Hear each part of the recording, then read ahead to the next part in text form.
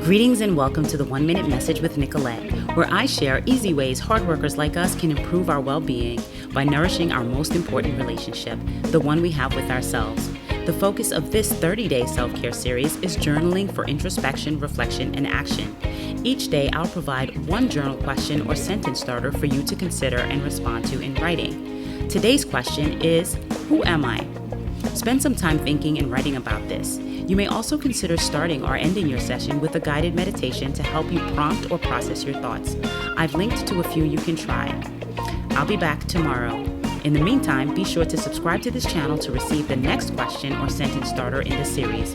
Leave a comment and let me know how it goes.